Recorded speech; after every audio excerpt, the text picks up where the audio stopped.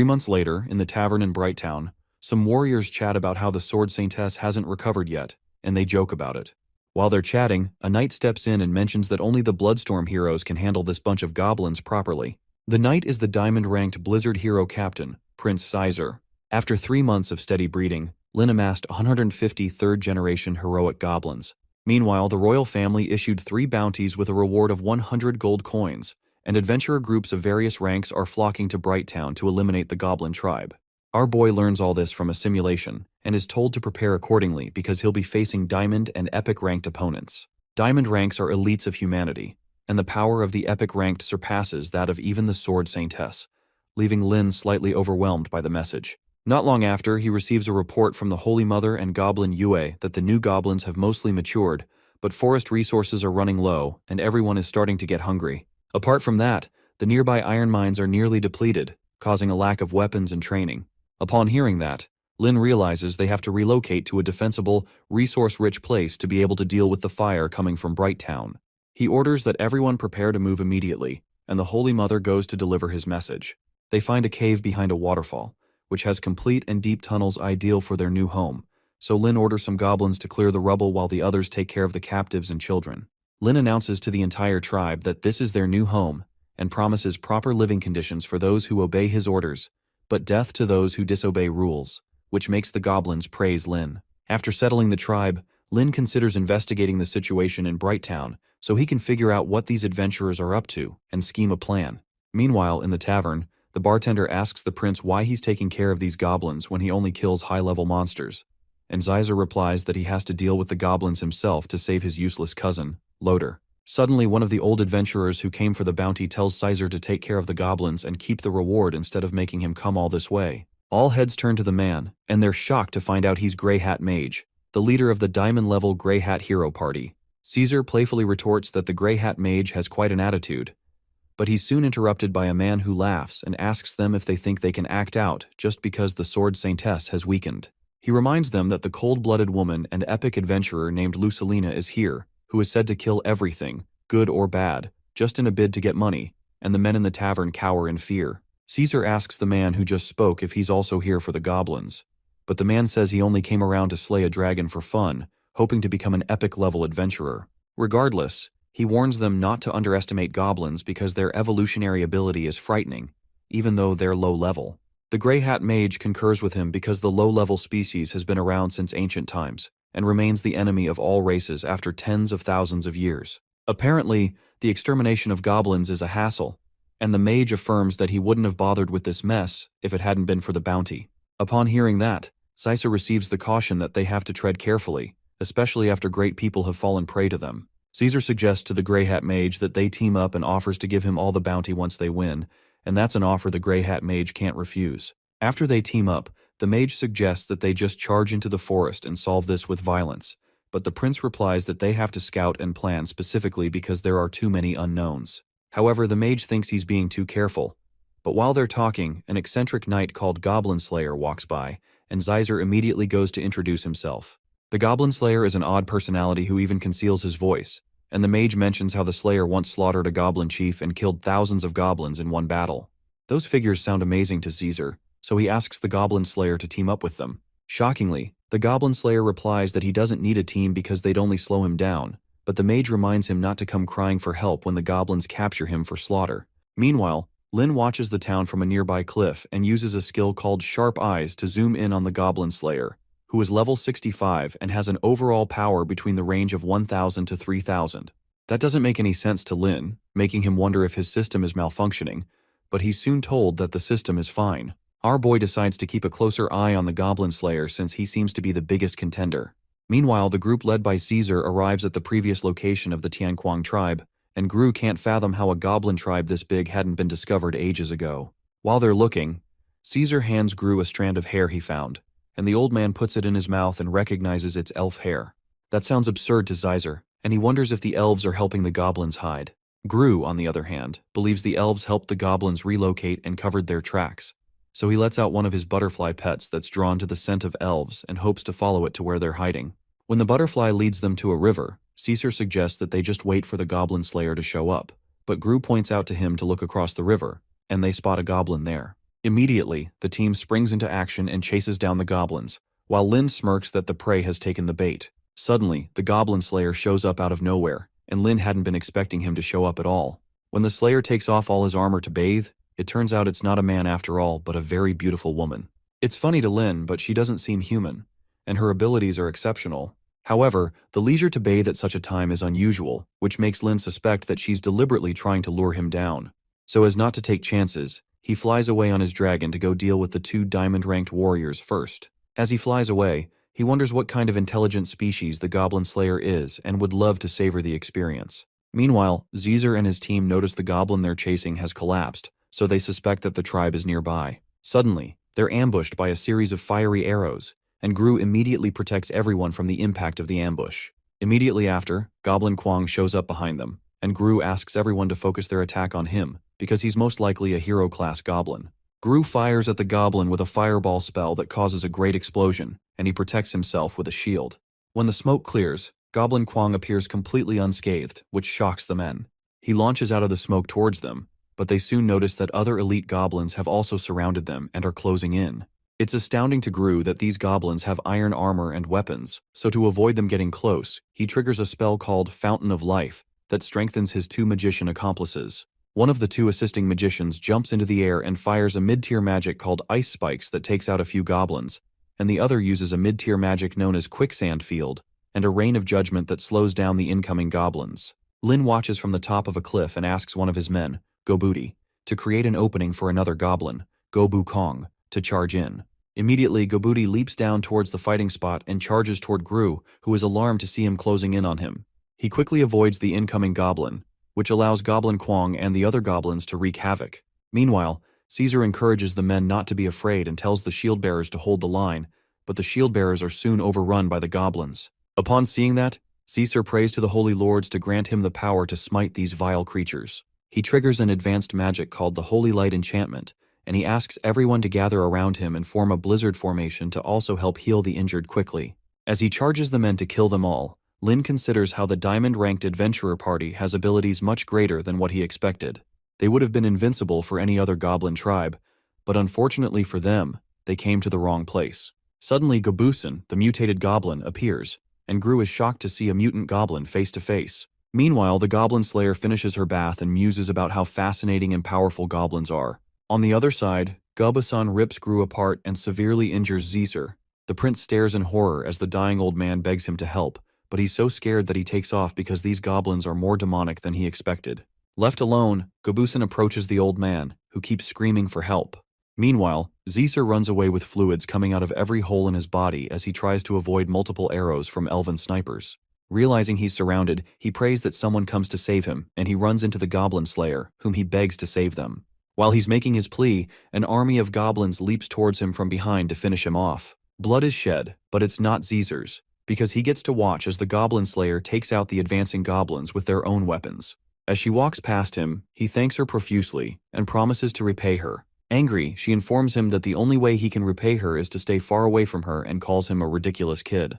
As she walks towards the tribe, he begs her not to go because this isn't an ordinary goblin tribe, and there's definitely a goblin overlord among them. However, she heads there still, and hopes she does find a goblin overlord because that's the only way this will be satisfying to her. Meanwhile, Goblin Kwang holds the dead body of the mage, but he's suddenly attacked by a sword that's thrown into his back, and he collapses. The entire tribe watches in surprise, and Lin equally doesn't know what's going on until the Goblin Slayer shows up and asks Gobusan if he's the boss of the goblin group. When she insults the dumb look on his face, Gobusan angrily leads the others to kill the Slayer, so they charge at her. But she easily cuts them down like vegetables. Lin wonders what the Slayer's deal is. When he checks her skills in the system, she's using just normal attacks, and he begins to wonder if she knows magic. Suddenly, Gobusan uses his Mad War transformation skill to become more fearsome, and he charges at the Slayer, who doesn't appear fazed. When Gobusan comes in close, the Slayer jumps out of the way and cuts several of the spikes on his back as she does that. When the goblin turns around to see his assailant, she jumps back towards him to finish him off, but Gobusan becomes more irritated that she isn't dead yet. Before she can hit him, he shoots a sticky substance at her that impedes her movement. Meanwhile, Lin wonders if they should retreat while they can, and also considers the fact that their opponent is quite mysterious and is also an excellent breeding tool. Since a direct fight isn't working, he decides to switch to a war of attrition. Immediately, he tells everyone to back off for a bit and form a circle. They're to keep their distance and throw rocks if they can or use long-range attacks. As Lin flies across on the dragon, the Slayer is surprised to see a goblin that can tame dragons, and it excites her that there seems to be a worthy challenge here. The warriors obey their master and start to launch huge boulders towards the Slayer, who quickly slices through some of them with her sword. Suddenly, when the Slayer crouches and sticks her sword into the ground, Lin realizes that she's about to collapse since they've been fighting for over an hour. However, the Slayer removes her helmet, revealing a beautiful face that enthralls the goblins and makes them salivate. As Lin watches in confusion, he's shocked to see her stick her hands into Gru's body and pull out his head, which she says is the best kind of nourishment. When he sees that, he realizes he's underestimated her because she immediately begins to tear through the army of zombies. Angry, Goblin charges toward her, but she throws her sword into his chest and uses a spell to make it bloom. The fiery energy it releases causes an explosion in Gobasan's chest that knocks him backward. Lin watches in shock as he wonders who she is and why she has the goblin's ability to devour people and gain their skills. Given the situation, the best option is to reduce casualties and retreat. Immediately, he tells Afreya, who's healing the injured goblins, to come with him and instructs the others to retreat immediately. The Slayer tries to stop them from leaving and acknowledges that she hasn't seen such a smart and powerful goblin in ages. She proposes that Lin let her get a closer look so she can spare their lives and heal Gobusan, who lies unconscious. However, our boy tells her he won't believe that nonsense. When she realizes he doesn't believe her, she removes her upper armor and completely disarms herself, then asks him if he now believes her. Seeing that she actually dropped her weapons and lowered her guard, he's fairly certain she's planning something, but he approaches her nonetheless to have a proper talk. The Slayer confesses that he's surpassed her expectations when she had only expected low-tier goblins. But when Lin asks her to complete her side of the bargain, she promises to keep her word. However, she throws a pin into his chest that immediately weakens him and confesses that he has the intelligence of a goblin king, even though he looks like a low-tier goblin, which is very much her type. Lin realizes she's tricked him, that he's fallen into this crazy woman's trap and has let his guard down. When he turns to his subordinates, he notices them turning their backs. When he asks why they're turning away instead of helping him, the Slayer informs him that they're under her control now and can't see what they're doing. She hugs him from behind and promises that she won't kill him, but will stick around if he lets her see what kind of being he'll become. She soon pushes him to the ground and starts to make out with him, but Lin can't even tell if she's serious. Meanwhile, Caesar watches from behind a bush as the two make love, shocked to learn that the Slayer is a woman. Not just a woman, but one who has intimacy with goblins. While watching, he's approached by a goblin who knocks him out and takes him away. Not long after, Lin leads the Slayer to the goblin den and warns her she'll face the consequences if she enters, but she insists that she just wants to see how strong he is. Our boy asks her about the strange power she has and how she can control him and his subordinates. She asks if he'll let her follow him if she tells him everything. He replies that it depends on what she says, so she informs him that she's the descendant of a goblin king. Shocked, Lin asks her why she looks just like a human when she's a descendant of a goblin king. She explains that her mother was human. She happened to be the offspring of the Goblin King from among the group that violated her mother. Logically, the higher the rank of a goblin, the harder it is to have offspring, but she managed to survive. About a decade ago, she personally killed the Goblin King who tried to force himself on her. After she devoured him completely, she gained the power of the king's blood, which allows her to control goblins and enabled her to slaughter the entire goblin dungeon. She added her blood to the forging of her weapon, so once you're hit, you can't disobey her and come under her control. Apparently, she became a goblin slayer because she hates goblins, and making love with strong goblins before killing them is a personal interest. Lin realizes why she has such a twisted personality and feels sorry for her, but she's a natural weapon against goblins, and it wouldn't be good for him if she became an enemy. Seeing that they have things in common, he asks her to join him, which amuses her because she had planned to use some tricks to make him let her join them. However, she replies that she can't because the situation in Brighttown is complicated now, and she can go back to be their spy, which is more interesting than staying here. Lin asks if she's really that kind, but she replies that he's her thing now, so she has to protect him first. At this point, our boy has never been so confused in his life. When he returns to his lair, he checks his stats and sees he's also been infused with the king's blood and his points have increased. Meanwhile, Caesar, who is tied nearby, sees his cousin Loder and mocks him for disgracing the family, which is why the Sword Saintess didn't want to come to save him herself. However, Loder points Caesar to the pot on the fire and informs him that they'll cook him in that pot. Not long after, one of the goblins lifts Caesar off the ground to take him into the pot, but he pleads not to be killed and offers to give them lots of women. As they drag Caesar away, he begs the goblin to stop and asks to speak with Lin. When Lin shows up, Loder pleads for Zizer's release and offers to fulfill any of his requests, while Zizer cries profusely. Surprised, Lin asks why a prisoner would be trying to bargain with him. Loder suggests cutting off one of Zizer's legs so he can return and bring news of Lin's survival back to the family, which will cause them to send more strong people he can consume. In a crazy frenzy, Loder speaks about how they all, along with the Sword Saintess, deserve to die and how he'll kill them all. Seeing that he's serious, Lin agrees with him, but the Holy Mother protests that their position will be exposed if they let Zizer go. However, Lin tells her not to worry and to trust him. The next day, some guy bursts into the tavern to lament about how things have gone south because he saw Zizer, now missing a leg, riding toward the royal city. Everyone is shocked and wonders if he and his team failed their mission. The mysterious adventurer who had claimed he only came to slay dragons wonders if the Grey Hats group and the Blizzard Braves squad were wiped out. The Slayer enters to affirm that. When she takes her seat, one of the men asks if she took part in the battle, and she also confirms it. When they ask about the Goblin, she explains that she took care of hundreds of large goblins, including the mutated ones. When they hear the great news, the bartender gives her drinks on the house, and the rest of them praise the incredible feats of the Goblin Slayer. Suddenly, while they're celebrating, a troop of bat-like creatures flies in, but it turns out to be the cold-blooded mercenary troop coming in with a grand entrance. One of them asks the Goblin Slayer if she's been able to find the nest of the hundreds of goblins since they hide so well, but she says she hasn't found the nest and came back after killing the ones she saw. When they hear that, their leader asks her to leave the nest finding to them and hopes they can join forces once they find it. However, the Slayer explains that she doesn't like working at night, and she's not used to cooperating with others. When she walks out of the tavern, the leader decides to keep the bounty for their group, and they take their leave. That night, they head out to search, and one of them asks their captain what he thinks about the place they're searching, because there doesn't seem to be a large force around here. Regardless, the captain insists that the blood trail ends there, and they're definitely inside. Once the bats enter the cave, one of the goblin guards is surprised, but his counterpart tells him they're just bats and reminds him to be alert. As they move forward, they find just a handful of goblins and one mutated one, so they wonder if they got the wrong place since this is just a medium-sized tribe. However, since the Goblin Slayer told them there are so many large breed goblins, they decide to suck these ones dry of blood and look around further. As they charge towards the sleeping goblins, the leading bat is suddenly struck down by Afreya's light beam. On the ground, she wonders how there can be holy nuns in a goblin nest, but the other goblins soon arise and set up torches that disorient the bats. Once they realize they can't get out, they ask the captain what they should do, but she doesn't answer. Lin suddenly approaches them and asks how they could dare come here to shed such blood. When the captain sees him, they transform into beautiful women and decide to kill them all normally since they're already exposed, especially since they're just a bunch of goblins. Their leader is a level 61 vampire named Lilith, with very high stats and an overall strength of 2800. It's a good thing that Lin got intel from the system about the cold-blooded mercenary troops' ambush and prepared beforehand. Lilith flies into the air and knocks the goblins away with her wings, knocking the flames in their hands away. Seeing that she easily took out the smaller goblins, Lin appears with the stronger hero goblins he raised, who release a blast of holy magic, which makes Lilith wonder how a lowly goblin can use holy magic.